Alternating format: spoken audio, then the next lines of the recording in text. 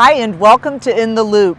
I'm Daneen O'Donnell, and today I'm with Kevin Lukacs from Slippery Rock University. So Kevin, you are a student at Slippery Rock. I'm going to be a senior when class starts in August. Okay, so we're standing here in front of the old stone house, and one of the reasons we're here is Kevin, firstly, he works here, and Kevin has also written a play that's going to be coming up, and I wanted you to tell everyone a little bit about it because it sounds really interesting.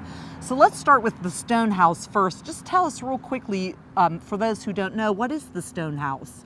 The Stone House is a museum and a public center.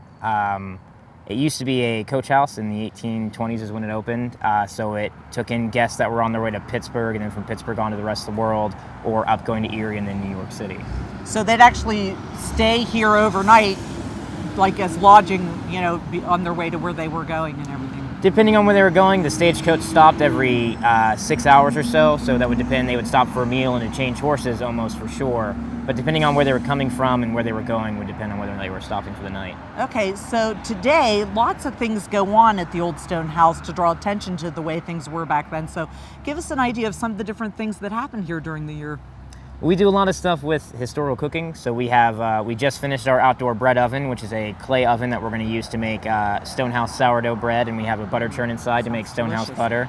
And we just wrapped up our summer ale cooking class, ale brewing class, which I was not allowed to try because I was on the clock, but I heard was very good.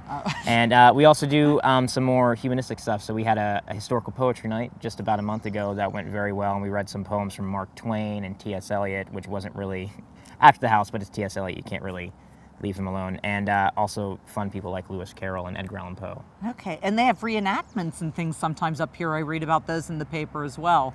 We just had, during the Jeep Fest, we did our first American Soldier Through the Ages. So we had reenactors from the French and Indian War and then every major American engagement up through Operation Iraqi Freedom, which was in 2004. So we like to do a lot of stuff like that. The Civil War guys love coming down here and just playing around in the front yard. So yeah, we do a lot of that stuff. It's really fun. That sounds funny, the Civil War guys playing around. That's pretty much what they do. That's fun, though, to go back to that era. Now, you, as I understand, have written a play that's actually going to be performed here at the Stone House. So tell us a little bit about the play and how you got started doing something like that. Well, I started writing plays for Slippery Rock University. They have a great theater program, which I'm not directly involved in. But they kind of got me started, and then working at the house when they said they wanted to do a Center for Public Humanities, I wanted to add to that. And I thought, what's more humanistic than plays? So I kind of just sat down and wanted to write this little comedy just set in Butler. So of course it's got some great Butler local kind of flair. And then once I wrote the play, I wanted to kind of have it legitimized, I guess. So it's being presented under the umbrella of the Butler Little Theater, which is cool for us because the Butler Little Theater's building is in a coach house for the Butler Tavern. So they're exactly 12 miles from here, so we were both coach taverns at one point in history. Okay. So the play is called what? The Stone House. The Stone House, and it's a comedy, you said. Yes. And what are the dates that this play is going to occur here? It is August 29th through the 31st, and then September 5th through the 7th, and the 12th through the 14th. So there's lots of dates available. And how much does it cost to get a ticket for this performance? $5. $5. So it's very reasonable, and it sounds like an entertaining evening to come.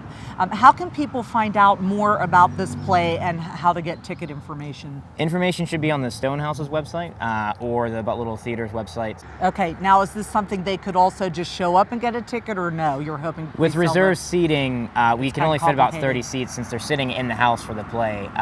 It does have to be reserved only, unfortunately. Okay. This time around, at least. Okay. Now, is this play something that's appropriate only for older adults, or would kids catch on to this too, or what would you recommend? The humor is family friendly last time I checked, but I always like to check twice. Okay. There's no, it's set for we'll say a PG audience, because we don't want to besmirch the good name of the Stonehouse with anything too racy. Well, I think it's really cool that it's an opportunity for people to see the Stone House in a different way. So coming here, so go to the website and find out about tickets. I hope people will join us for this event. It sounds really cool and a great way to see something that's part of Butler County's history.